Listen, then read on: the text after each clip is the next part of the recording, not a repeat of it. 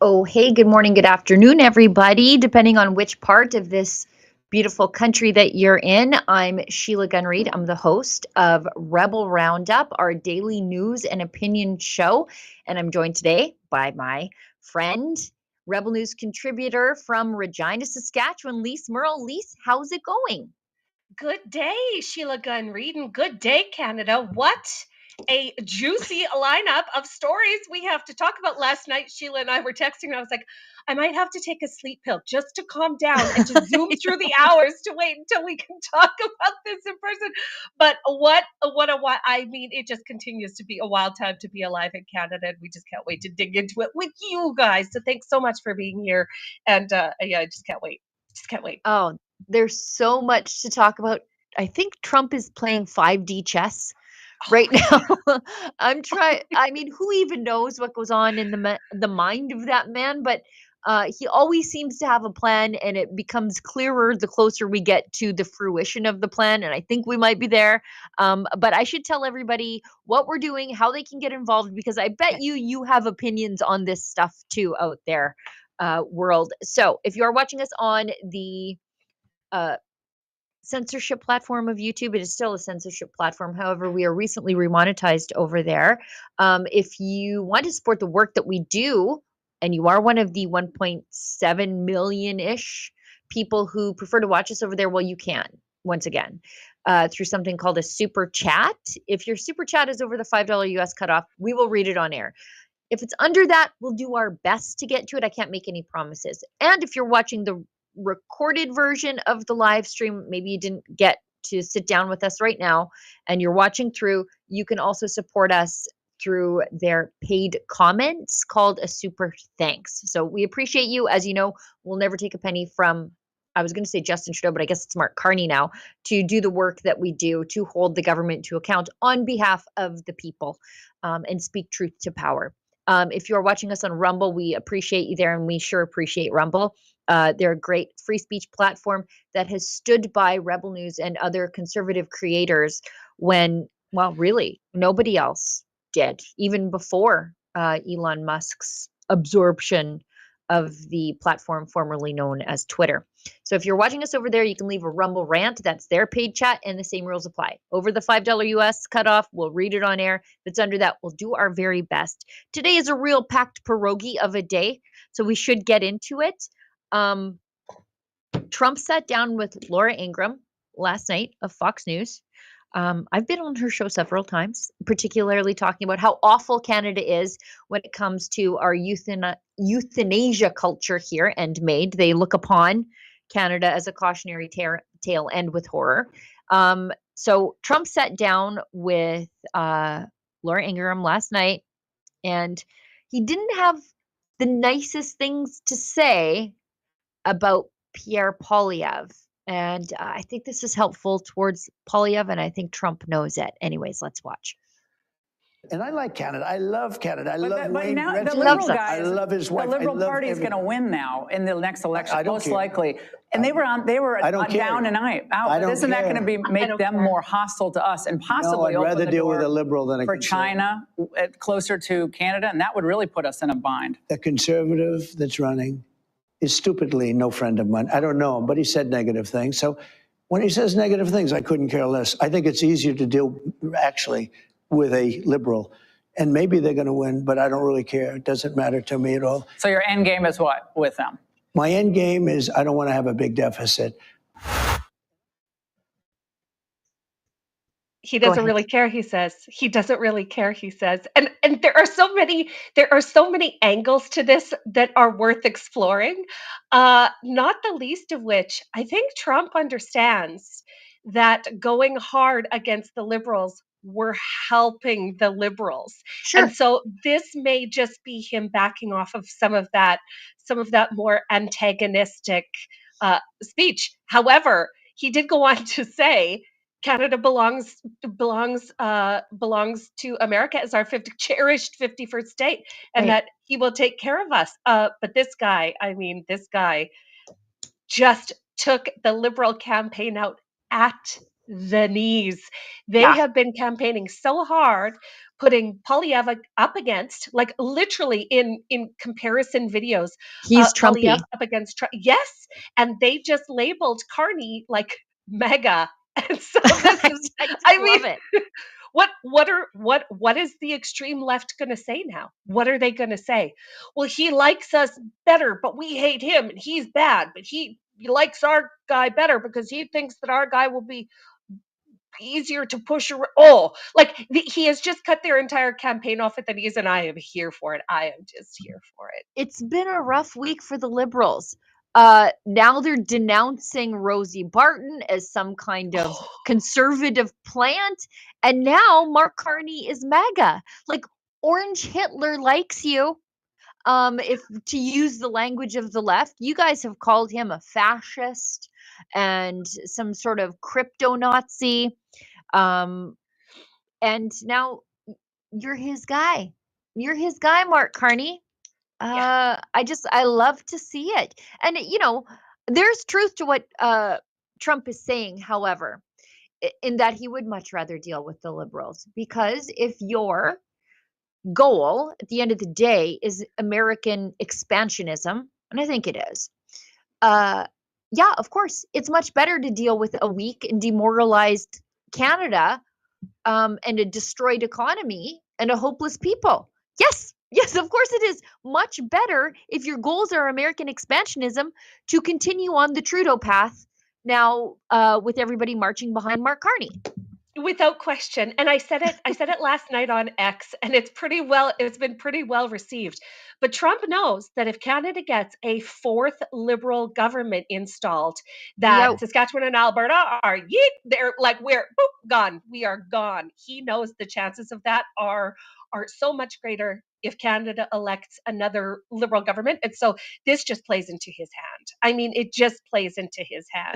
And Yes. one of the crazier conspiracy theories that I heard last night, which is actually kind of hilarious, is like, what if Trump confused Doug Ford for Pierre Poilievre as the leader of the Conservatives? And I went, yeah. I mean, unlikely, but plausible. It's plausible because Doug Ford did come out as the de facto chief of Team Canada, and he was all bargy and largy and huge and in chargey. And wouldn't it be funny if Trump like didn't know Doug or didn't know Poilievre enough to know the difference between them? But Doug just won a Doug just won another election as a conservative. So wouldn't it be funny if Trump was actually talking about Doug Ford? I thought that was uh, a hilarious theory, and one worth mentioning on the show today. Oh, I love it. So Uh, do I. Poilievre is reacting to Trump, saying it's easier to deal with a liberal prime minister. And again, there's some truth to that. If you want to walk all over Canada and send us into chaos, demoralize the people, and if your end goal is American imperialism, Mhm. 2.0, yeah, definitely Mark Carney's your guy, for that. Yeah, and Um, if you're looking at building the economy in the United States, why not pick the guy that just moved all of the jobs to New York? He's a perfect fit. He's already doing the heavy lifting for the oh, Americans, wait, Mark wait. Carney. That's a great point. Mark Carney, Mr. We're going to climate tariff all the heavy emitters in Canada. Hmm. Yeah, of course. What a boon for the Chrome Belt I mean, renewal in the United States. it makes sense. It makes sense. If you're Donald Trump and you wanna build your economy, pick the guy that's already moved all the jobs and all the industry to the United States from Right. Canada. Perfect fit. Perfect fit. Carney's the guy that will make Canada less competitive. And he's saying that if you think tariffs from Trump make Canadian industries less competitive, then why wouldn't you feel the same way about Carney's climate tariffs on Canadian industries? So Trump's sitting there thinking, oh yeah, you know what? Canadian industry, Canadian competitiveness, it's going to shrink under Carney. Perfect for the American economy. I mean, all of the businesses that are looking at being labeled with, the big emitter label, if they can pick up their businesses and skedaddle to the United States, they're gonna. It's only for the industries that can't, the ones that are reliant on the land, aka oil and gas and the agriculture sector in Canada, that can't move, that won't. So get ready, Canada. This guy is gonna bury us economically. I mean, he's just gonna bury us economically if he pulls off a win. Now, Poilievre is reacting to this. This is fun. Let's watch. Okay. Yesterday, the president said that having a liberal prime minister would be easier for him to deal with. Yeah. Just as he threatened once again to make us the 51st state. And you know what? On that point, it's true. I'm a strong leader. I'm a tough guy to deal with. I'm firm in my convictions, and I'll always put Canada first. By contrast, in 10 years, the Liberals have blocked resource projects, hiked taxes, and driven $500 billion of investment to the US, all while Mark Carney moved his corporate headquarters out of Canada to New York, bringing jobs to the United States of America. Mark Carney will back down, and his liberal policies will keep Canada weak, just like Trump wants. Giving the Liberals a fourth term will only weaken our country and strengthen Donald Trump.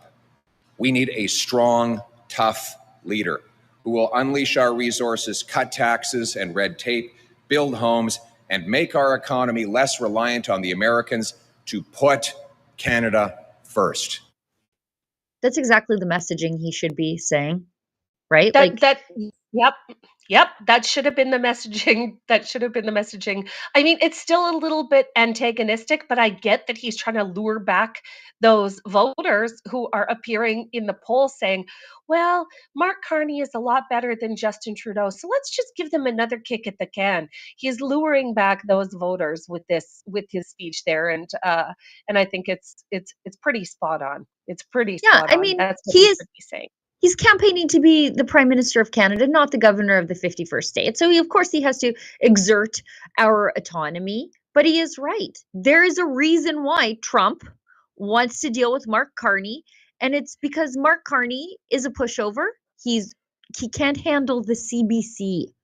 The CBC, the butt kissers of the CBC, he can't handle them. He can't handle independent journalists. So imagine how he would handle trade negotiations with Donald Trump. He would just concede. And I think even Carney knows that, because that's why one of the reasons why Carney didn't go directly to Washington and instead rounded up the League of anti-Trump progressives in Europe to try to be on his side, because he knows I can't go in there alone. He's going to eat me alive. Without question, Sheila. He was shoring up support before he showed up, even in front of our premiers in Canada. He was trying to shore up support from his European counterparts before he ever stepped foot in front of Trump. He wanted to know who was on his team, and it doesn't look as though he has anybody on his team. He's gonna go at this alone. And I mean, nothing is more deserved than that, than the Liberals having to go in there, hat in hand to the Americans and go, please don't decimate us. Please don't decimate us. Like, please, like we're good neighbors and friends. Please be nice to us. Nobody deserves to have that happen to them more than the Liberals. And Trump knows that it definitely is tougher to deal with a conservative than it is a liberal. Especially if the person is more than just conservative in name only. What I mean is Danielle Smith. Danielle Smith went to Mar-a-Lago. She went to the inauguration. She negotiated almost immediately with the Trump administration, knowing full well Trump campaigned on tariffing Canada. She had some foresight. She got there, she pled her case, she made a hard bargain, and we got away with 10%. Doug Ford, conservative in name only, liberal adjacent, if not liberal entirely, his hard bargain was we're going to turn off electricity at 9 a.m. and by noon, he was walking it back. Yeah, he was a puddle after a phone call from Letnick. So yes, of course, the American administration would much rather deal with the Doug Fords of the world than the Danielle Smiths. Absolutely. Agreed. Absolutely agreed. No, it was a staggering display of what works with the Americans versus what does not work with the Americans. And the more our elected officials behave like Danielle Smith, like we need a lot more Danielle Smith energy in this world. My God, Canada, she's just a class act across the board. But if you ever want to watch a punishing smackdown, do what Doug Ford did. Like take that antagonistic, aggressive approach. And it was awful. Oh, it was awful. And then when they smacked him down, like they couldn't even be bothered to remember his name. They just called him that guy from Canada. Or the guy from Ontario. That guy. Premier that guy. Yeah, Premier that guy, Doug Ford. Yeah. It was a pretty incredible moment. But yeah, if you're wondering how to deal with the Americans, it's not taking a hard line, aggressive approach. It just does not work with Donald Trump. It does not. And the public negotiations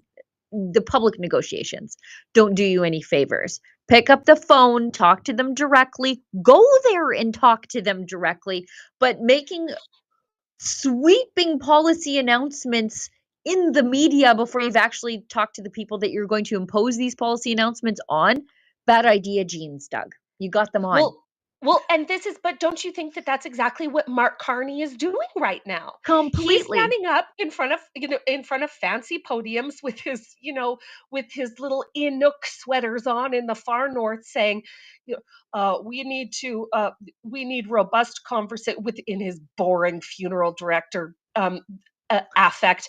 We need a robust conversations. There he is. Look at him. This one. It's strong Kamala Harris vibes without the cackling energy. So he does a lot of saying nothing in 90 seconds. And you're like, did he actually say anything? At least Kamala Harris cackled to keep my attention. He doesn't even do that. It's just my psychic energy leaves my body and goes into him and fuels him for the day. He's like a battery of some kind. I was so happy you mentioned that because he is Canada's Kamala Harris. He is Canada's Kamala Harris, where he just sort of ruminates and talks and obfuscates around things and never really says anything. And I counted the ums and ahs from that speech yesterday. Like Trudeau, you guys, Trudeau levels. Oh, it kind of unlistenable. Like this is a guy who is absolutely unskilled in public speaking. And don't you think that that's a huge part of being the leader of a country is public speaking? And he can't get through 60 seconds without saying or ah nearly 20 times. Oh my God. Just let the man talk. That is what they should. The biggest favor the Liberals could do is just put that man in front of microphones and let him Kamala Harris. Just incredible.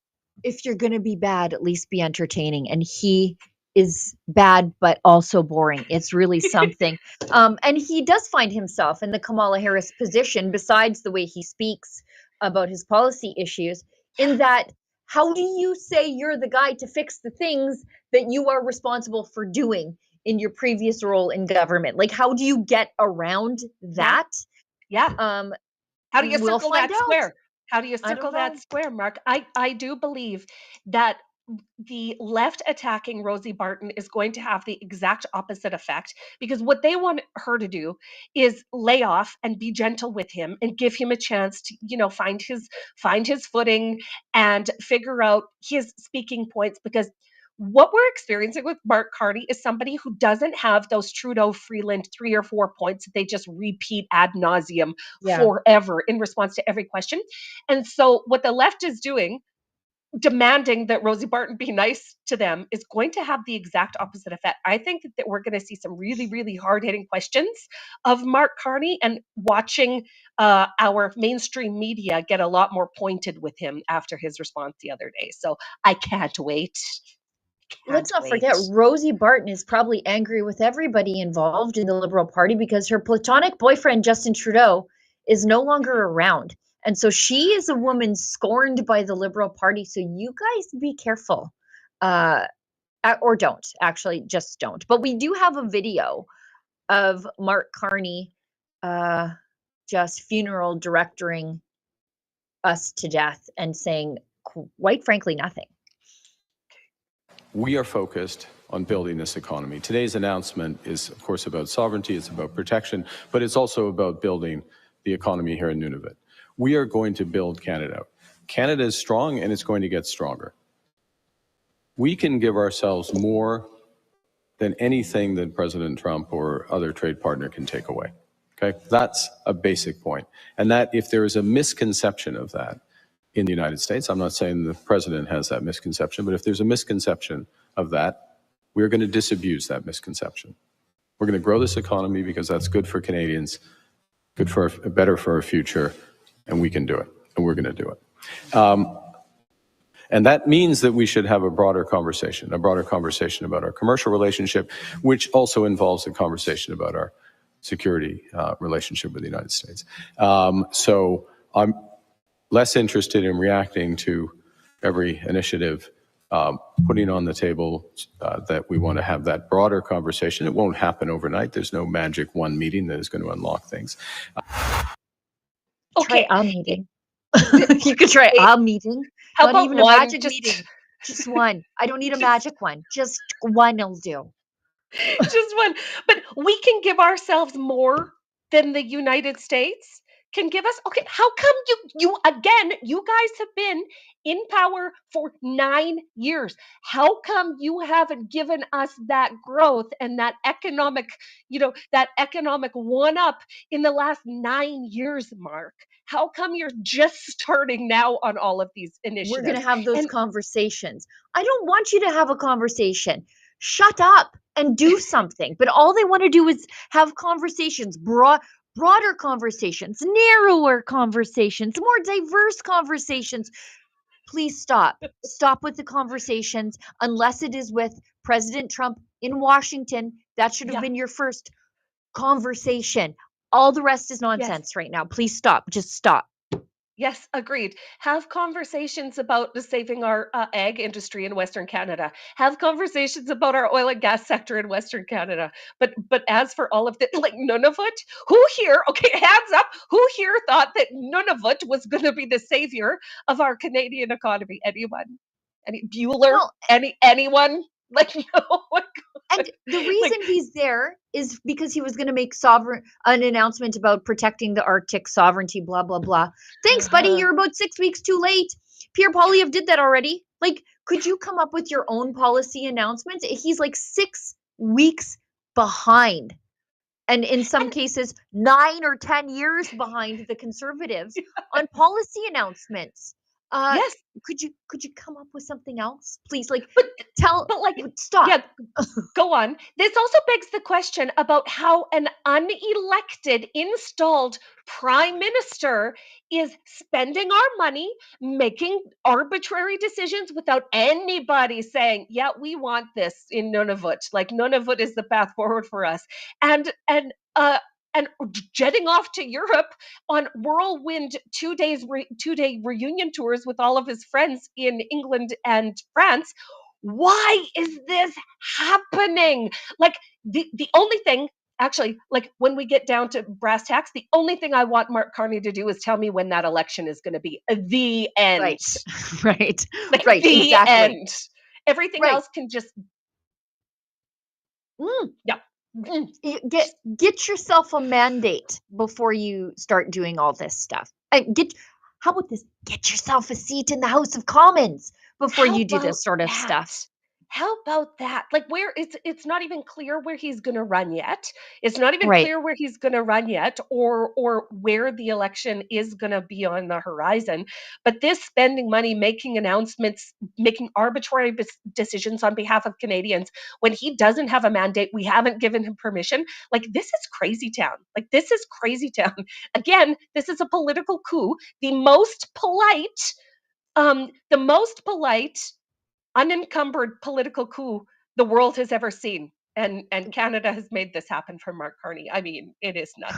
It is. It I can't actually is believe that this is our reality. the most polite political coup in all of history, which is, I Yeah. guess, the Canadian way. Although I reject the idea, I say this all the time, I reject the idea that we're actually polite. I think we're more passive aggressive than we are polite, and it reads as polite to the rest of the world. We are petty. We are a petty people. And you know what? I don't even care. If it wasn't winter, like if we weren't still in winter, I think that you would see a lot more blowback for all of these decisions. But they know that it's winter. People tend to hibernate. Still not nice out. It's not nice. So if this was happening in summer, you'd see people a lot more active in protesting or otherwise giving the federal government feedback. But as it stands right now, we're still in the depths of it. So it'll be Right. interesting to see what And happens the when House of spring Commons comes. the House of Commons isn't even sitting. So like where do you even go to protest these people? Plus there's the whole protest chill that happened because Oh they froze your yeah. bank accounts and locked you up for 50 days. So Yeah. there's that Yeah. too. Yeah. Yeah. Especially when Mark Carney was the guy who advised the government to do these things. He literally wrote a roadmap for this and they published it in the Globe and Mail. Trace the money, cut off the money, and then treat these people like seditionists. And what did they do? They invoked the sedition law, the Emergencies Act, and then they froze the bank account. So that's a problem. It scares people away from protesting Mark Carney because he advised the government to do the dictatorial things that they did. And he's sort of acting like an unelected dictator right now, just doing whatever the heck he pleases with no mandate Oh, from the people. oh no, he's an evildoer for sure. Just like look at his body language and look at his Villainous. His affect. villainous posture. Villainous. Yeah. Oh, His just villainous getting in there. Monty Oh. Burns, his C. Yes. Montgomery Burns posture. Yes. His body language is really something else. Okay, let's Yeah. keep going.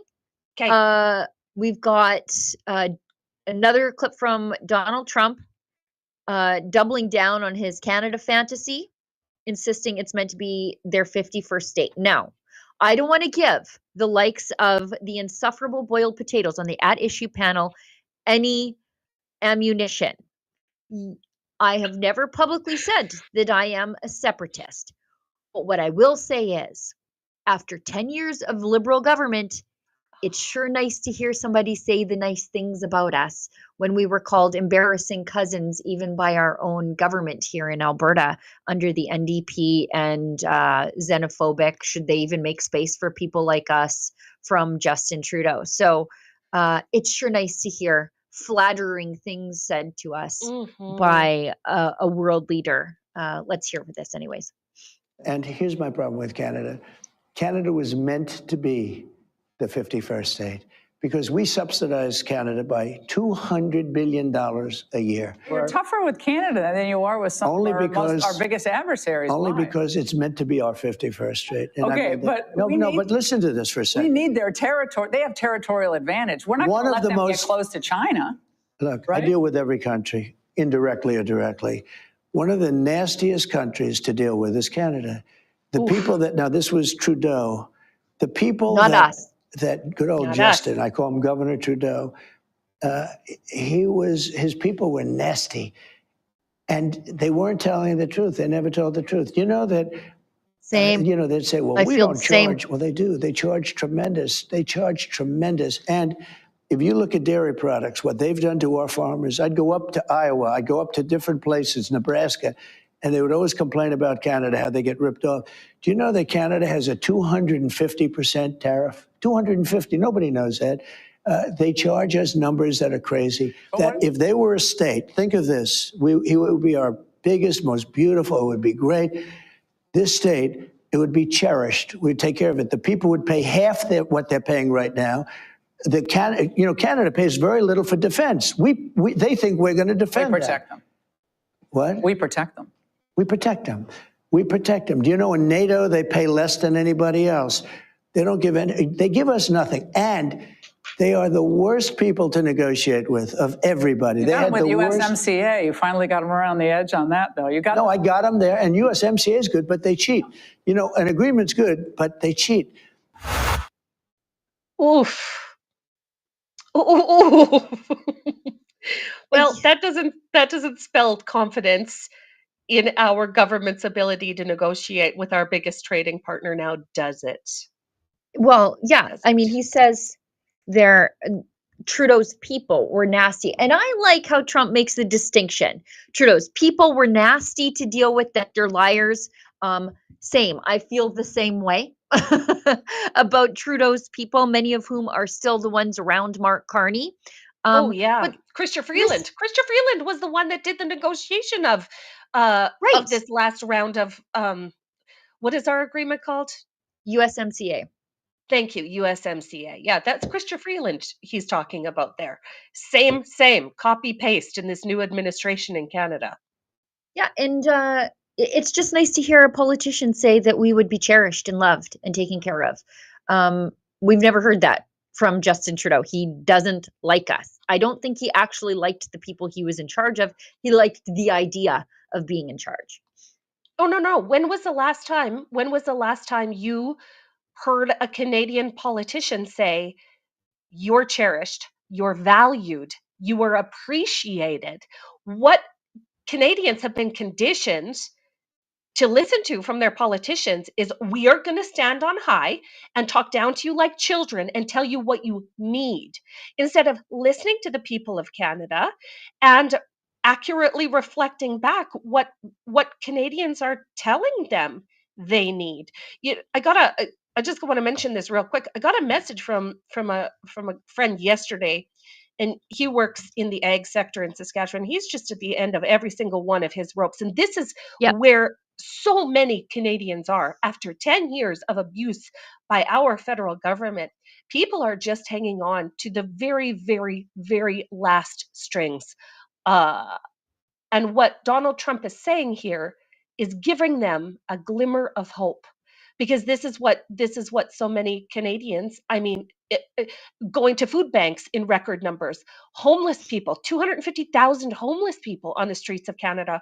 We're watching our society devolve under these tyrants in Ottawa, and what Donald Trump is doing is giving us a little bit of hope that maybe there's this last chance Hail Mary situation where the Americans will come in and actually give us a chance at prosperity.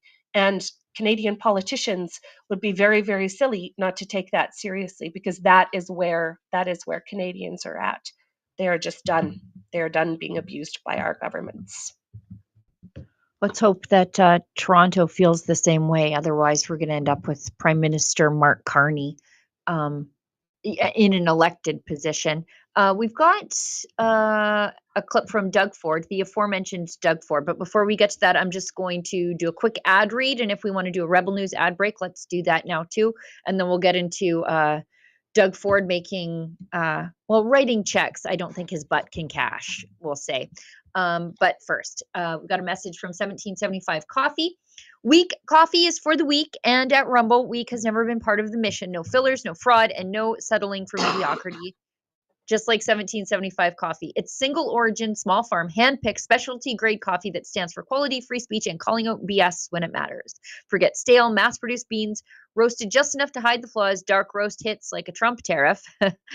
Medium roast keeps it bold without the bitterness, and Vitality Mushroom Blend, real energy and lasting focus with no synthetic garbage. For K-Cup pods, whole bean, or fresh ground coffee, go to 1775coffee.com, use code STUDIO for 15% off, and start your morning with coffee that stands for something. Oh, and every dollar spent enters you to win a Cybertruck and $30,000 cash. You might need that to fix the damage the radical left will do to your Cybertruck. But best of luck winning, guys. Okay, let's hit an ad break, and then we'll come right back. Canadians know the national anthem. They stand in silence to remember those who died for this country. But not every Canadian knows their rights and freedoms. The Freedom Passport will change that. It looks and feels like a Canadian passport, but contains the Canadian Charter of Rights and Freedoms in a portable, easy-to-read format. The Freedom Passport. Order one for yourself and for all the freedom lovers that you love at freedompassport.ca. Why should you join Canada's National Firearms Association? We currently have one of the most aggressively anti-firearm governments in our nation's history, promoting fear and placing blame like never before. Our rights, freedoms, culture, and heritage, it's all on the line. But we are fighting back, and there is strength in numbers. We work within the law to change the law, to defend competitors, hunters, collectors, and other law-abiding firearms owners. We can get through this. We've done it before, and we'll do it again, if you are with us. Canada's National Firearms Association. Freedom, safety, responsibility. All right. Let's get into Doug Ford making threats to the Americans again, but also couching his threats for fear of what happened to him last time. He says that the option to reimpose a surcharge on electricity to the United States is always on the table, but he's probably not going to do it because of, Howard Lutnick scared him. Surcharge, though, is there any circumstance in which you would bring that back? April 2nd as an example, is that a... Well, it's always on the table, Colin, but the last thing I want to do is antagonize and everyone goes to war again. And I want to try to move forward on any negotiations. That's what I believe in. All right. Well, yeah, of course. He doesn't want to antagonize anyone because he learned the hard way that antagonizing the Trump administration gives you international embarrassment for the better part of a week. Yeah. He doesn't want to get publicly spanked again. And maybe, I don't want to say that Doug Ford finally took our advice after 3 weeks of consistently telling him, Doug, you're taking the wrong approach. This is not going to work. This is going to backfire in your face. He finally did take that approach.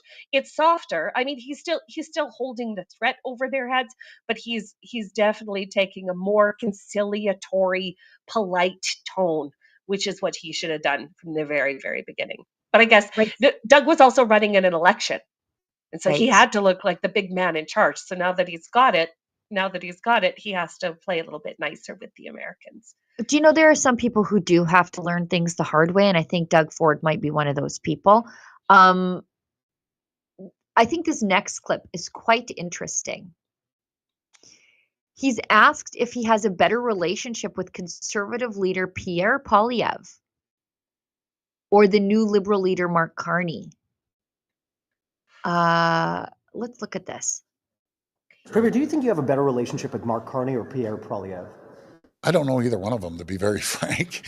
Either one. I'll work with anyone. I don't know either one. Okay, Mark Carney met with him last week, by the way. You don't know him. You met with him last week, but you don't know the leader of the Conservative Party of Canada, who is meeting with all your steelworkers all the time, and who is the MP of a riding within Ontario. Like, that would be like Danielle Smith saying, I don't know Pierre Poilievre. He's born and raised in Calgary. If you want to be the Conservative Party leader, you need to cozy up to Alberta Conservatives. But look at this, saying I don't know either one of them. I don't have a good relationship with either one of them. I think I might believe that about Poilievre, but that is to Ford's great failing. But he definitely does know Mark Carney, sitting down with him all nicey nice here to discuss tariffs. And I want to show you one more picture of Doug Ford. You should tell you where Doug Ford's at. This was Freeland tweeting this out. Great to meet with my friend, Premier Ford. Oh, Ontario. Oh, Ontario. If this doesn't tell you that you just voted in a liberal for your premier, I don't know. I don't think it could be any more clear. What's with her face? What's I her don't know. face? I It's don't know. They did funny. worked some sort of magic on her during the debate. Well, But she had a glam team. She had a great glam team and that then night for some. Same mm, one that worked on Rachel Notley not all yeah, that long ago. yeah. But Oh, this is this is this is not where Doug Ford's at. He says, "I don't know Pierre Poilievre." You would think that he, as a conservative in Canada's most populous province, province. as the conservative premier, you would want to have a strong relationship with the leader of the Conservative Party of Canada, especially if you want that person to be the next Prime Minister of Canada. But he says he doesn't even know him. You would think you'd be reaching out to build that relationship, and he Oh, says he doesn't know him. So I don't know what to believe here. Does he not know him for real, which I think is a extreme failing? Or does he know him, but he just doesn't want to say because he wants to suck up to the Carney Liberals, which makes him a liar? I can't tell if he's inept or a liar right now. Somebody I tell think me. it's I think it's the second thing you said just simply because of that photo with Chrystia Freeland. Yeah. Like he's hedging his bets here. He doesn't know where the cookie's Yep. going to crumble and he's just keeping it really really loose. Oh, well, I don't know either one of them. But what a funny response to that question. It I mean, he could have as easily said, I know them both. They both have strong points. I can work with either, but to say that he doesn't know either of them, It's Doug, weird. oh, yeah, it doesn't make you look engaged, Doug, to be completely Yeah. honest. It Or doesn't make you look honest. engaged in the process. Yeah. Yeah. Yeah. Huh. It was just weird. Wonder I wonder if that's Canadian tomato ketchup on the table there between him and Carney, where that was Oh, made. let's Oh, we should zoom find. in. Oh, was it I don't Heinz? know. Kind of. I That think it looks might like a be Heinz. Heinz. Oh, Where's Heinz though is made in Canada. It just happens to be an American company. It's made in Canada by Canadian workers with Canadian tomatoes. okay. Just up Okay. the road, by the way, from Trudeau's constituency office. So when he was like, "We're not buying Heinz," and the people at Heinz are like, "We're in your riding. What do you just stop? So stop it." Do you Now mind we know. stopping? We are employed in your riding. You must stop. But yeah, it shows how plugged in he is to the local community there, Mr. Yeah. Trudeau. Joe Rogan is, I wouldn't say he's Team Canada, but he's sticking up for us, saying he doesn't believe we should become the 51st state, but also that Mark Carney is just as bad as Trudeau. I might even suggest he could be worse, Yeah. because he has the veneer of legitimacy and grown-upness that Trudeau never had. But anyway, let's look at this clip. It again. We have to I'm down. This is so Love ridiculous. Canada. I can't believe that there's like anti-American and anti-Canadian sentiment going on. It's the dumbest Is there fucking feud. There it is. That's nuts. Look at the water consumption. Is there? That's crazy. Right when I the love on this bathrooms pod where go. if I say something, I got to be ready for you guys to fact check my ass. Jamie's ready. Is there anti-Canadian sentiment? Yeah, there's a lot of idiots that now think that they're our fucking enemy. Okay. That why are we subsidizing Canada? Right. Well, how come they don't have their own military? Well, they don't. So let's just like deal with it as it is. True. Fair. Trudeau is out, right? He's leaving. I feel like they got a new guy who's just as bad. It's the same thing. But they got a new party. 150 people voted. Now they have a new guy running the country. But their whole election system is so different. They don't have like a specific time when they have elections, and so they can call an election, and I think it happens within 3 weeks. The whole thing is so crazy, and so. I don't know what's happening with their politics, but I just want America and Canada to get along. I think it's ridiculous. Yeah. It's as someone who's from Ann Arbor, Michigan, and I don't really think they should be our 51st state. There, I said it. That you said it? It's on record. It would be fun if it happened. It would be fun. I think Greenland's more accessible. Yeah. You could probably buy that. Yeah. If you want a 51st state, it's Greenland. Plus, if global warming is real because of all the digging and oil and all that shit, it'd be good to have a cold spot to eventually warm up. There's some truth there. I mean, he's got our timelines wrong on our quirky electoral system. But yeah, like we have a new prime minister and like 150 people voted. Yes. Accurate. Accurate. You're not wrong, Joe. You're not wrong. Yeah. And nobody is more horrified than Canada about this most recent development. What a guy. Yeah, but he says he doesn't, he's not jazzed for Canada to become the 51st state because Joe Rogan knows that we're a communist hellhole. That's why he doesn't want us. Is because with Alberta and Saskatchewan, unfortunately comes Vancouver, Toronto, and Montreal and Ottawa. Right? Yeah. So I get it. Yeah.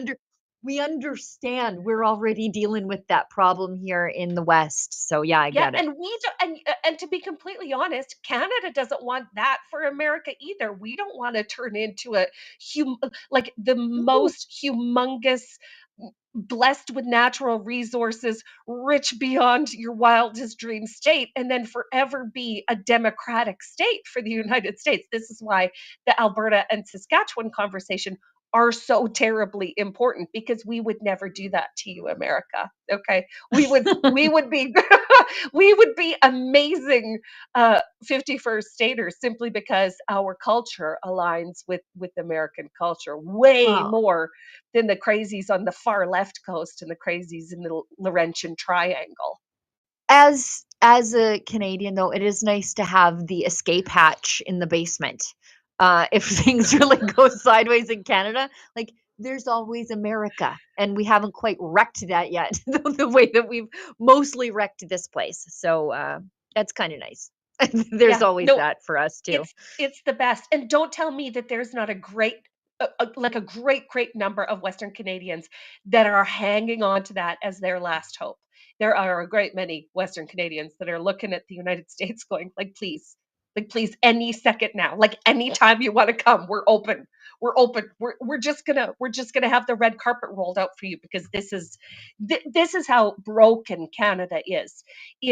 Western Canadians are saying, right, well, with our corrupt judiciary, with our corrupt media, with our corrupt, just lay out all of the things that are broken with Canada. It would be easier, Western Canadians believe, to become another country than it would be to fix the problems of Canada. Never mind what it would do to take away our equalization formula.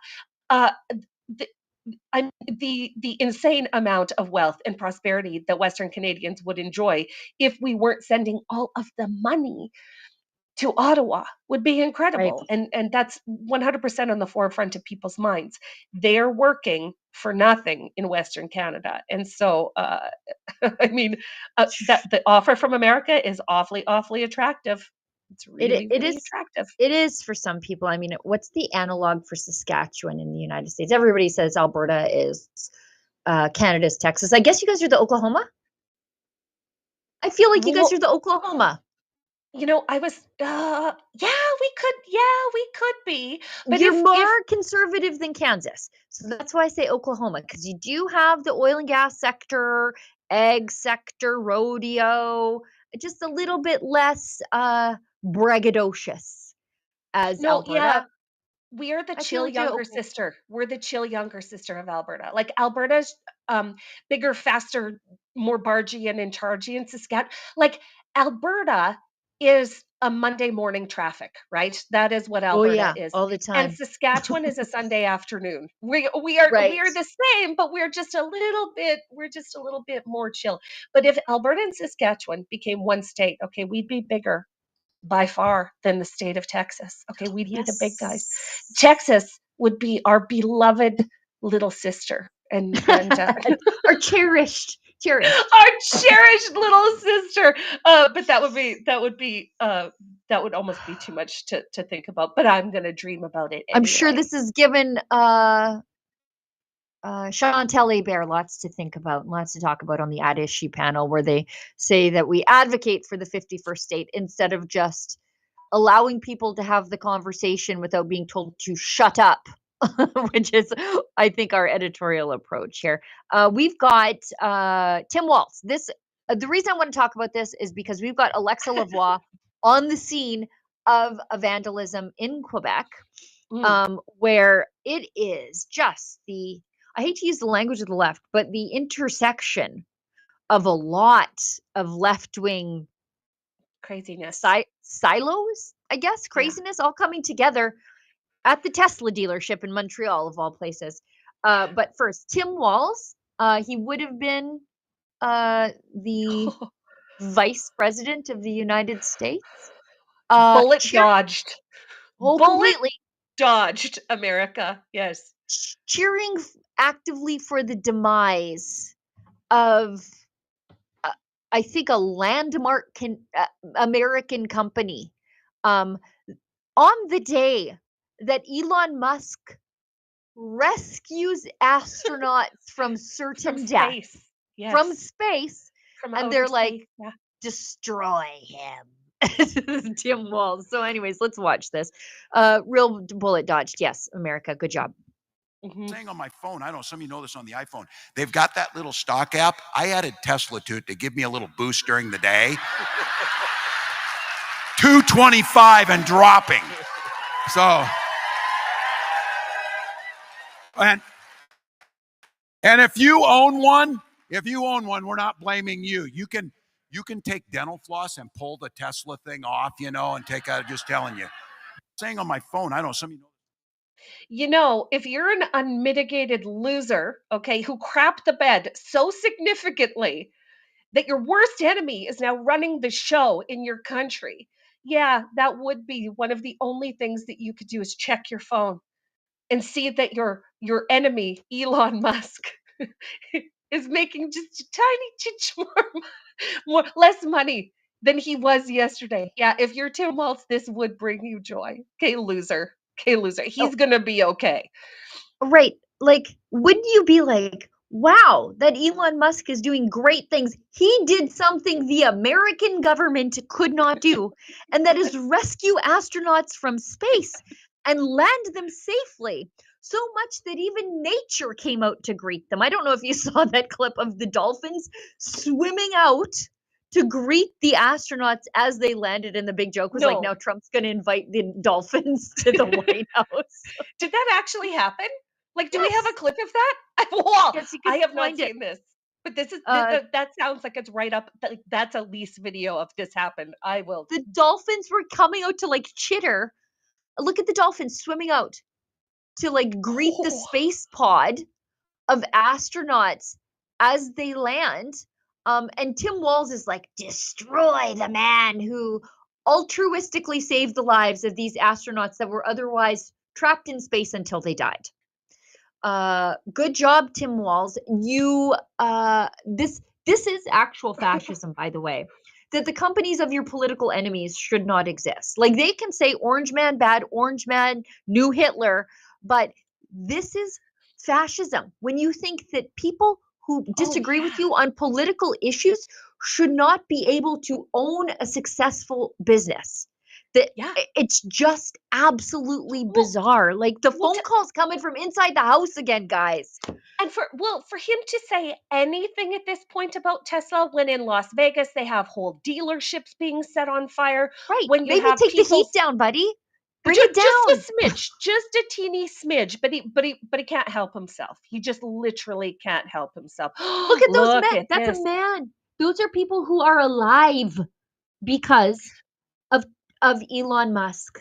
Experiencing gravity for the first time in months. That must be a feeling. Like, that must be a feeling, just the weight of the world on you for the first time in several months. That's why he can't walk, by the way. That's why he can't. They're helping him because it's muscle atrophy. Because they're not used to gravity. They're not used to the weight of the atmosphere on them. Like, this is actually incredible. I haven't seen this. Oh, how delightful for their families to have, like, imagine the worry, Sheila, that their families must have been experiencing over these last several months. Getting them back into the atmosphere, I think, is the most dangerous part.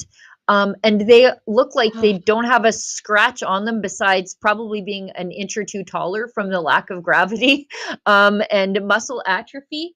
And That's yet they're wild. like actively encouraging people to make sure the man who is responsible for saving their lives, that his business fails. And if there is no Tesla, if there is no Elon Musk money in the world, there are no more miracles like what we just saw there. Incredible. Just incredible. Yep. I mean, but that's a Democrat for you. That's a left-wing nutcase for you right there. Look at her. Oh, how wonderful. Like a And miracle. there's This is a miracle. Yeah, can't even stand up under her own on her own two legs. That's how long they were in space. That is incredible. That's incredible footage. a Elon poor Musk is a man. treasure. He is. Worldwide treasure. And here Tim Walz says, I got my iPhone. I click the app. I giggle. I mean, I think Yeah. Elon Musk is gonna do okay, Waltz. Yeah, I think he'll be fine. But I mean, how many poor and otherwise indigent men could muster the resources to save these lives, to bring these people Just home to their families? Just ghoulish what Tim Walz is doing. And as you say, yeah. in a time when Tesla dealerships are being burned and destroyed, this is not just an American thing. Like, what are people doing vandalizing Tesla dealerships in Canada? What do we have to do with any of this? It reminds me of the women's marchers people.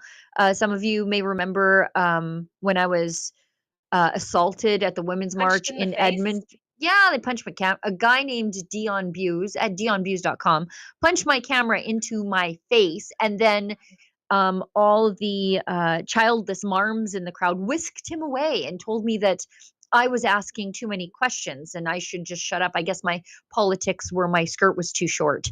And they whisked him away and they were worried, like, oh, are you okay? Are you okay, Dion? Are you traumatized from punching that woman in the face? So anyway, it reminds me of that because my question was, what are you ladies doing here? Like, this is Canada. Yeah. If you're marching against Donald Trump, excuse him, what are you doing here? And it's the same thing with this Tesla craze. It's now spread into Canada. We've got a video from Alexa Lavoie. In Montreal, eco-activists wearing keffiyehs were arrested for vandalizing a Tesla store in Montreal. Let's show this. Oh. Hey everybody, I'm currently at Tesla dealership in Montreal, and as you can see behind me, this is what happened this morning. There is two activists who came here to throw paint, the pink paint at the Tesla dealership. This is the first attack against Tesla here in Canada. So I will have my full report coming soon. Stay tuned. Do we have the other? There's another video that Alexa posted, or no, it's just two videos. Two pictures of the damage and then the activists being arrested. Oh, did they get arrested? Yeah, they're being taken away by police. Oh, good. Oh, well, this is Yeah. nice to see. I saw somewhere, I forget the name of this group. Do we remember? Huh. I saw it somewhere and I Googled it, and they are like an eco-activist group. So if that's the case, sorry, what are you doing protesting the Tesla place? Just, circle that square for me, Sheila. If you're an eco-warrior group, why on earth are you damaging the property of the company that doesn't rely on oil and gas to run its vehicles? Right. Well, this is embarrassing. I mean, I don't imagine his mother's going to put this on the family Christmas card this year. Okay, That's embarrassing. I found it. So they are environmentalists from Last Generation Canada. Okay. These are like the kind of self-sterilizers for climate change or gender issues. So they very well could be the last generation of themselves, making them a bit of a self-fixing problem. But Yes. they are eco-activists. in No one is keffiyehs. coming to save you. Yeah. Okay. So these are Tax people the that rich. protect the people. Okay. These are people that truly believe that the end is near. That the end is near. That Mother Earth Doomsday is suffering cult. to such a great. Yes, this is who were the ones in the United States, Sheila, the one with the spaceship? Um Oh, Heaven's oh, Gate. oh This is Heaven's heaven. Gate stuff. This is the This, eco warrior version of Heaven's Gate right here. Climate disaster, protection agency. Oh, we are burning, we are drowning, we are effed. Okay. These are not well people. These are people no. that never ever get out of their validation circle and tell each other horrific stories that scare each other and then make plans to do dumb things. Well, enjoy your jail time, kids. Hope it was They'll be worth out it. by this afternoon. Don't you worry. They didn't honk. They'll be out by this afternoon. It's fine. Um, but yeah, I say this all the time, and this is why I think radical environmentalism is indeed a doomsday cult. The thing with every doomsday cult, and regular viewers of the show will know that I am, I don't want to say I'm obsessed with cults, but it's one of my key interests, along with Me too. serial killers. Me And too. and my kids are always like, "Mom, don't talk to the other moms about your weird interests. It weirds them out. So don't do it. It's embarrassing." But cults, at the end, you always wonder how people end up drinking the Flavor Aid or the wearing matching pajamas and matching Nikes and laying in a mansion in the hills of California to be found weeks later after group suicide. And it is because the cult distills itself. And so you're always left with, at the very end, the most radical. Like the people who are like, yeah, it's pretty groovy to be in a cult where we think differently, whatever. They're the joiners, right? The Yes. joiners and the people who with a tie to the outside where they have somebody saying, you know what, I think you guys, you're doing weird stuff. You need to come I home think your and and I and think not your new act friends crazy. I think your new Right. friends have some pretty radical beliefs. Like maybe Right. sound a little bit nutty, maybe a little bit. Those people Those people, can extricate themselves. Yes. and they do get out. But that's the problem, is the cult distills itself along the way. Once the doomsday doesn't come, people leave. And the doomsday doesn't come again and people leave. So the 12 years before we die people, and then the 12 years past, those people leave. The people who believed that the Arctic would be ice free 10 years ago, they left the cult by and large. But what you get left with at the end, the people who, despite all the doomsday predictions that have come and gone and are still there, are the the diehards. most Yeah. radical. And that's what we're seeing with the environmentalist movement, is that Yeah. the ones that are left there in the middle of this, they are the most radical, they are the most violent, and quite likely the most dangerous. Mm-hmm. It's true. Olivia, I don't know how. Oh, I'll do another ad read and then we'll do this chat. Actually, I'll get to the chat first. And then I'll do an ad read and then we'll get to a couple last things if you want. Melanie Jolie's appalling statement on Israel for sure. And then we'll get to a couple of clips from Karima Saad. She's an independent journalist who covers the protest mania, as she calls it, in Toronto. So Abu Ben gives us $10 and says, wouldn't it be funny if Ruby Dalla run in the same district as Mark Carney so he doesn't get a seat in the House of Commons? I think they're going to run him in like the safest of safest ridings. Like I think they'll run him in Trudeau's riding or something like that. Oh, but he doesn't know French. So that's sort of like that limits his ability to run in Quebec. It really does. But I would pay to see that, Abu Ben. I would pay to see Mark Carney up against Ruby Dalla because she's got a big axe to grind after being turfed from the leadership race. She's got a big axe. I'd pay to see that. Yeah, I mean, and what are his other options? He says he's a homegrown Alberta boy. Well, I don't think the porch pirate George Chahal is going anywhere in Calgary. I mean, he might lose his seat, is what I mean, but I don't think he's not running in the nomination. And the other Randy, I mean, both Randys threw their support behind Chrystia Freeland and said that he's running again. So those are your two Alberta Liberals. Those are your two Western Liberals. So I don't know. I don't think Mark Carney is going to run in Alberta, though he claims to be an Alberta boy. But boy, I'd love to see the Conservatives just bring out all the stops. So, yeah, the machinery would be out. Yeah, it would just be incredible to watch. So I don't mean, know that where would he's be gonna worst go. case. That would be worst case scenario for the Liberals is if Mark Carney ran and did not win his seat. I mean, it would be the worst case scenario. I mean, we'd love to see it. I'd love to see nothing more. But that's interesting. Where is he going to go? Somewhere in Ontario. I put my money in Ontario. Yeah. Well, where? Who's not running again out there? Is Anita Anand not running again, or is she running again? Yes. Because she wasn't that she was, that she wasn't that she was. So I don't know. Maybe there. I think she is. I think she's back. Yeah, because she struck a deal with Carney. I mean, Right. It'll just be interesting in any case to watch see what they try and do. Yeah, that was weird. She's like, I'm quitting when Trudeau was taking them to the bottom of the cliff. She tried to unhitch her wagon to that crazy horse. And she's like, oh, I'm not running again. I'm quitting to spend time with my family. And then she was like, as soon as there's Carney momentum, she's like, actually, just kidding. I don't even like my family. I'm running again. It's fine. Just joking. My family doesn't even know who I am. I'm back.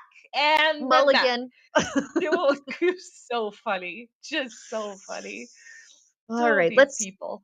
I know. Let's do this ad read. We'll pay the bills and then we'll get to the last segment of the show, Olivia.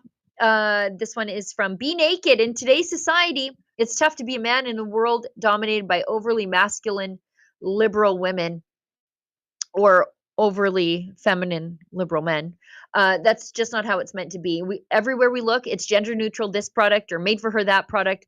That is why we started a company that embodies the ethos of men's lives matter too, with products that aren't designed to be gender neutral or used by people with pronouns. Our products at Rumble are designed and built for men by men, period. So if you struggle with low energy, mood swings, or hair loss, or if you need to perform better at the gym or maybe in the bed, or recover quicker after, throw out all your other garbage supplements and try animal organs. They are traditionally the most nutrient-rich supplements on the planet. Also, if you can't stomach liver like me, but you appreciate the nutrients of liver, this might be a great option for you.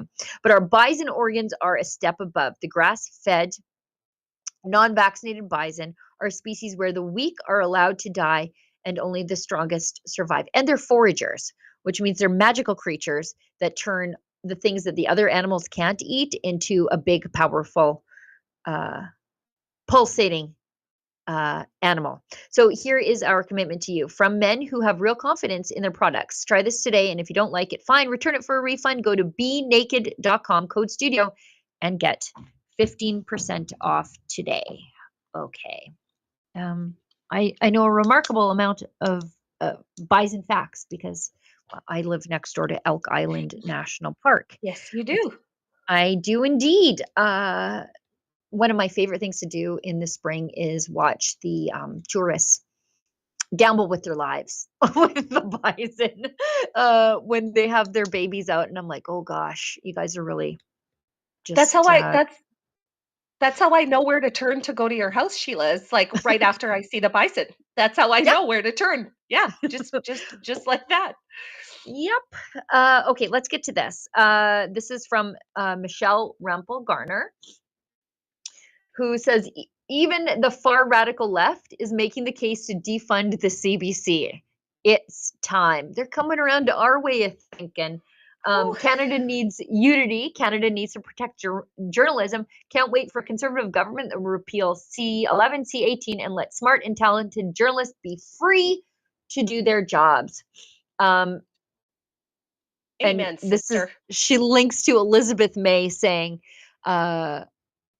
you've blackballed me for years. I remember. You said not on my show ever again when I insisted climate science was not up for debate. Now, look, Liz, settle down. The reason you were probably not on the show is that you are crazy, unpredictable, and completely irrelevant. Okay? So you are not like a nationally significant politician, except insofar as you are immensely entertaining because you think you are nationally significant.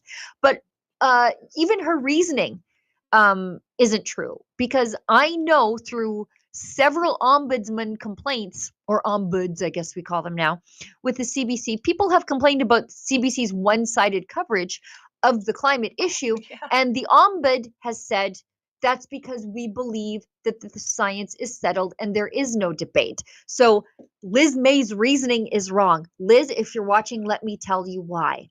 It's because you are a nobody, albeit an entertaining nobody, in the way that people want to rubberneck at an accident, or if like a husband or a guy and a girl are having an argument in a bar and you're like, what's happening? Let's watch. That's why they want to pay attention to you. But it's not for any policy initiatives or any big ideas that you advance. You're literally crazy. No, literally, there's no guarantee that Liz isn't going to come on with her jar full of vodka and just start raving. For NyQuil. Okay, She blames raving. NyQuil. Was it a NyQuil problem? Is that what it was? Okay, let's go with that.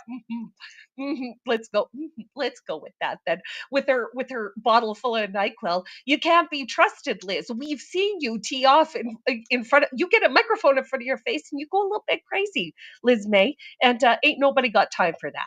Like when there are big burning questions happening in the world, nobody has time for your lunatic left ranting and raving on NyQuil. Right. NyQuil. Yeah, NyQuil. Might I suggest Dayquil, Liz? Right? May I suggest Dayquil? Try Tylenol cold and flu. If the NyQuil disagrees with you, look at her. Look at her. Just watch her with the sound off. It's really something. But yeah, that's what she blamed her incident with Omar Khadr at the PPG dinner or whatever it was, where she had to be escorted off the stage for her sake and everybody else's. She said, I had been traveling, I had been flying, and so I had taken NyQuil because I wasn't feeling well. And so NyQuil is what made her get up on the stage and celebrate a war criminal. Okay. Okay. I didn't see that on the list of side effects, but okay. But why would anybody want to talk to you, Elizabeth May? Why would anybody want to give you time? The Conservatives are quite literally neck and neck, depending on which poll you believe. Those are who everybody wants to hear from, not you. You can just continue to hold your press conferences on CPAC, and I will continue to watch them like the train crashes that they are. Yeah, no, they're great for entertainment. I will give her that. Like the entertainment value in the things that Elizabeth May says are just so, I mean, they're just so out there. This is a climate lunatic, like like an absolute lunatic, but the crazies in BC keep electing her. So, I mean, it is a good snapshot. Like it is, if you're wondering what the people in that really, really extreme BC mentality, like the world that they live in, just listen to Elizabeth May. This is who they keep sending to Ottawa. So it is good for taking the temperature of the province to listen to her on occasion. And let us remind everybody that she is an American, and she has one of the longest commutes to Ottawa every single week while claiming to be a climate activist. She's more of a zealot, and also a climate criminal, if you believe the language that the left might use to describe somebody who flies as much and as far as she does every week. Let's go into this statement from Melanie Joly, because there is some straight up wild equivalencies in here. This is about the so-called break of the ceasefire by the Israelis, but it wasn't the Israelis. It was broken weeks ago by Hamas, and the Israelis are now just retaliating with airstrikes. Her statement: the focus on Israel and Gaza must remain on protecting civilians. I believe that's what Israel's trying to do. The immediate release of all hostages with dignity and the free movement of humanitarian aid to those who desperately need it. It's not the problem with humanitarian aid. The problem is that the Western world's progressive politicians want Israel to provide the humanitarian aid to its enemies. Somebody else can do it. The door is open. You guys can do it. To the aggressors, yeah. Israel should be providing aid to their aggressors. That's the expectation here. Now, she says the IDF airstrikes, it's funny what she chose to list first. The IDF airstrikes and the actions of Hamas, what actions are those? Killing 1,200 Israelis, are fueling further violence and civilian deaths. Negotiations, not more violence, is the only way to protect civilians on both sides. And as Honest Reporting Canada replied to this, an odious moral equivalency by Melanie Joly. Democratic Israel is fighting a war for its survival against Hamas terrorists who are pursuing a genocidal war against the Jewish people and Jewish state. Joly ignores that Hamas rejected 2 American proposals that Israel accepted to extend ceasefire and release more hostages. The war would be over today, and aid would be free-flowing and not stolen by Hamas if the terror group disarmed and surrendered and released 59 Israelis it's holding hostage.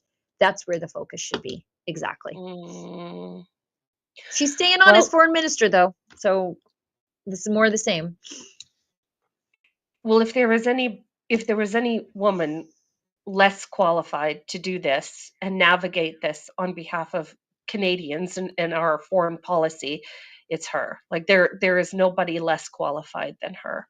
The way that she has mishandled every conflict that Canada has an interest in communicating on has been fumbled by Melanie Joly. Who do you have on your board, Sheila? For foreign affairs? For foreign affairs. Do you have I anyone? don't have anybody yet. I'm open to suggestions on this. Okay. I Think haven't on it, pinned Canada. down. I have some standouts. I don't want to say what they are because I don't want them to hold press conferences and do really good work only because I want them on my board. I want them to do this on their own. So if you have suggestions, guys, leave them in the comments. Who would you like to see on my fantasy parliament board for the Conservatives? For our foreign affairs minister. Yes. That's a great question. Let us never forget that Melanie Joly repeated Hamas propaganda that Israel had bombed a hospital. And she repeated it simply because it was issued as a statement by the Palestinians. The UN amplified it, if I recall correctly. And without checking, she spread terrorist disinformation about the Israelis. And she should have been instantly fired for that. I mean, especially when this government won't shut up about disinformation. They're the biggest perpetrators of it. But she spread it when it was a Hamas rocket, or maybe it was Hezbollah. Doesn't matter. A rocket that fell short and destroyed their own hospital. And then they tried to pin it on the Israelis. And she denounced the Israelis for attacking the civilian location. Now, also, we know that the hospitals are not necessarily civilian locations because that's where Hamas had taken a lot of the hostages that they took on October 7th, and they were hid there with the help of the doctors and nurses who are funded by and large by the United Nations. So anyways, she should have been fired back then. She, to some extent, she works for Hamas, I think, given that she repeats this moral equivalency all the time that Hamas and Israel are just as legitimate as each other. De facto spokesperson, Hamas spokesperson. That is what Melanie Joly is. She's our version of Zelensky in her army green fatigues and her smart little uniforms that she wears, but really underneath it, she's a mouthpiece for some of the most atrocious humans on planet Earth. Sad. I think that she would I don't think she's all that bright. And I think that serves the Liberals well. But I think she would just literally read anything that was put in front of her unquestioningly. Mm-hmm. Yeah, that fits. Yeah. That fits. Okay. Video from Karima Saad. Near silence at Yonge and Bloor. That's in Toronto. As Muslim protesters pray on the road. A pedestrian yells at nobody in particular, and then the police, this is an unlawful assembly. This is un-Canadian. So get off the road. I'm not against people protesting. I'm not. I'm also not against public displays of religion. This is a country that has freedom of religion, but I can't stage a massive praying of the rosary on the Trans-Canada Highway. I would get taken away, and nor would I want to. What is the point, right? Except to say who's in charge, and that's what I see here. Anyways, let's watch this clip.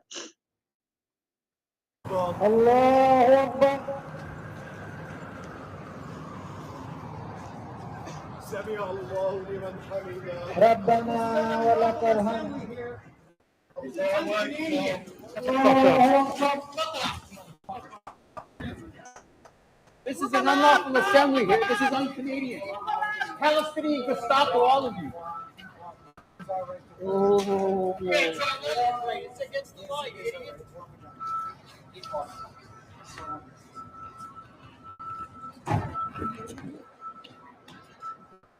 Oh.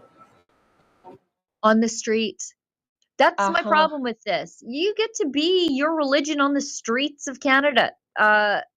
It's Lent. You'll see open displays of Christianity or Christian suffering as I'm hangry. However, you don't get to block the streets. No. And if you've noticed, that guy was wearing a mask. And when you wear a mask these days, I'm just going to assume that that's an NDP or Liberal lawn sign for your face. That's a man of the left upset about these things. Yes, it's true. And if ever you wanted a really good illustration of our corrupt police systems, just look no further than those guys balancing on their $1,500 bikes doing absolutely nothing. Like this is not practicing religion. This is a show of dominance. When you have this is what this is in Canada, and that man was right, God bless him. This is distinctly un-Canadian behavior right here. We don't do this here. We do not. This isn't about living in harmony with other religions. That's not what we're seeing here. We're seeing one exert dominance over another, and that is truly, truly un-Canadian. We're allowed to practice our religion. We're allowed to practice our religion in public, for sure. But to block the streets, as you say, in a show of dominance, that's exactly what it is. By the way, bad luck on the Toronto police, given that you had those Hamas supporters running that podcast. You think that they would take a more hands-on approach to this sort of stuff? No, truly, like that's embarrassing. That's embarrassing for Toronto police to be spectating. I mean, we are paying these guys. The people of Toronto are paying these guys to sit back and watch this unfold on their useless bikes. While it looks like the street is gridlocked. It doesn't look like anybody is able to get to or from businesses or to or from home or work. What are they doing? Like, what are they doing? You guys don't have any. You guys don't have any SWAT vans that you could drag in and do a couple of dozen. Pretend they honked their horns. Pretend they honked their horns, guys. Pretend they were at church trying to reopen during COVID and do something about this. Just wild. We've got one more clip. Okay, that's okay. Okay, Olivia says that's the clip right here. She's just showing it as B-roll. So it's the sunset prayer. This is important because it's not just Young and Bloor. This is outside the Israeli consulate. Oh, well then that's a show of aggression. That's not dominance. Level. That's aggression. Oh, look at this little nugget. Good job. What the hell are those guys doing? He's thinking to himself. Who are these that people? Little purse rat nose. So this is outside the Israeli. Well, that's a show of aggression. Then this is not just a display of dominance. It's a show of aggression. Yeah. That is wild. And like nobody said when these guys came to Canada, nobody said, right, so here's a list of do's and don'ts. Here's what's societally acceptable to Canadians. And here's what's going to get you in trouble and make you no friends. Nobody said that to these guys. Nobody said that to these guys. It's wild. That is wild. Oh, there's the well-meaning white ladies. The well-meaning white lady liberals. Yeah, just helping everybody. Yeah. Oh, lady.